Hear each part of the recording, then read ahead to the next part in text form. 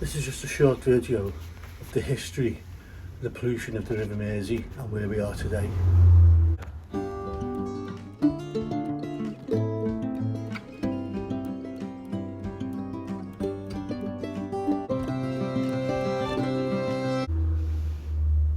So I hope this gives you a bit of insight to show that the river is clean. When I'm fishing, people often ask me, do I eat the fish out of here? Would I eat the fish out of there? Well, I was watching a YouTube video of gamekeeper John, and he was picking all kinds of crap up on his line. Baby wipes, plastic, and he was saying, oh, it must be polluted, this, all this rubbish that's coming through. He said, I wonder if any people eat the fish out of here. I know he doesn't eat fish, but he said he wouldn't eat it. So this video was just to show you a little bit of insight of what I've experienced about the pollution and about the fish. Yeah, many years ago, the River Mersey was badly polluted. All the sewage was going in. All the industries that were based on the edge of the Mersey used to discharge all their waste and crap into the Mersey. I mean, when I was 20, up in near Runcorn, Shell refinery factory, well, I was working on a building then, and I can't remember what we were building, but it involved sewage because we had digging out for sewer pipes. The site manager brought in the site inspector and said, where are we going to run these sewer pipes to? And he said, just dig a trench and take it to the edge of the Mersey and it would just be discharged there. So, I mean, it just wasn't that factory. There's loads of chemical factories up there, and they were dumping all their waste in there. So, yeah, it was badly polluted. I mean, when I started fishing the Mersey, even when it was polluted, I used to eat the whiting and the cod, only because they only came in certain times of the year and then they disappeared then for 12 months. I wouldn't eat the flatfish or eels or whatever because they were resident there. So any poisons, they would have been full of it.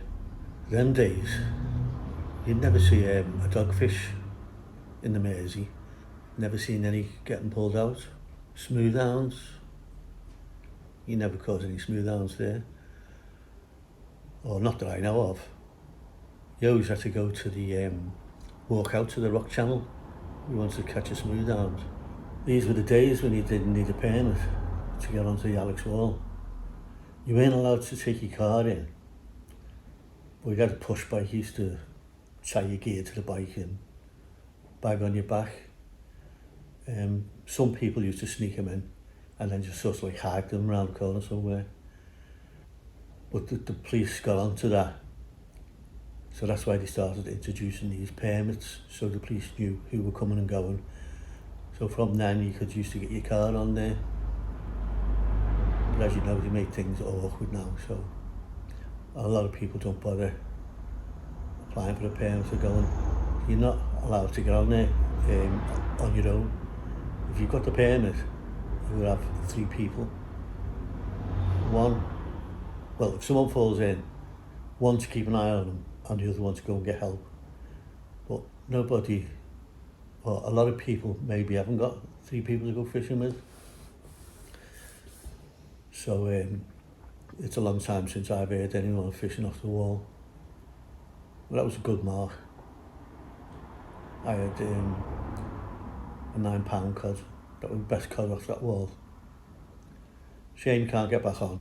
I can't remember what year they started up the clean-up campaign. I know we've got a few, I think it's well over 20 years. What they done, they dug a big trench from where I live, along the marina, right up to the sewer plant. The sewer plant it's on the dock road somewhere.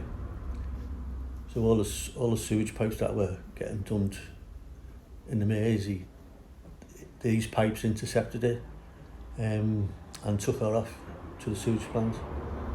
When it first opened, there used to be a terrible smell. but I think they've got control of that now. And all the chemicals that were getting dumped off these big industry plants, they've all had to have self-processing plants for them to get rid of their waste. But where you're still getting wipes in, baby wipes, you're getting plastic, and so there's still somehow some pollution's getting in there. I don't think it's not as bad as what it was years ago, but something's getting in there somehow. I don't know, maybe there's a pipe that he's missed and forgot to divert it. A little bit about the clean-up now, what I've experienced. We used to have a fishing competition every year. A lot of you'll know this. The Fair and Feathers. I think it was done around November, I think. Anyway, we fished that for years. One year, when we were doing the weigh-in, we goes back to do the weigh-in. They had a couple of scientists in there, and they had bags on the floor, and each bag was labelled like Seaforth Rocks, Alex Wall, Brunswick Dock, right up to the pierheads, because that's where the boundaries were for this competition. So wherever you caught your fish, if you didn't want them, you put them in these bags, and then the scientists were measuring the mercury content. When I say mercury content, I don't mean the mercury that you get in your thermometer. I think that's the name they call this, whatever was infecting the fish. So I said to one of the scientists, what's the fish like these days now? And he said, well, all the years we've been testing, the mercury content has been coming down. He said, now we're finding very little mercury content in the fish. And that was about 20 years ago. So I'm sure all these fish are all clean now. You know, you're getting the dogfish coming up, which you've never seen. Smooth hounds are coming up. You're getting dolphins going through. Apparently the salmon's going through, which you never knew about years ago. So it is getting well cleaned up. The fish I've had out of there, I've had the whiting, I've had the cod, I've had dogfish, I've had rays, the flaties, I've had flaties. So I've got no issue about eating the fish. I've never felt any illness or anything. The only change I've seen over the years is if you were fishing with 4 hooks on, you would fill them 4 hooks with whiting, and I mean decent sized whiting. But you don't see that now. You've got 3 or 4 hooks on, you may just pick up one whiting on it, and the whiting are a lot smaller. I did catch one whiting one year off the Alex Wall. I was convinced it was a cod, it was that big. Until it got right up to my face, I realised it was a whiting. It must have been at least 3 pounds in weight. Biggest whiting I've ever seen. I've never caught one since. Yeah, so I've got no issues about eating the fish. I'd eat more rays and more dogfish, but they're a bugger to skin. So, unless of course a really big ray, other than that I don't bother eating them. And I've got no issue about eating the fish out of there.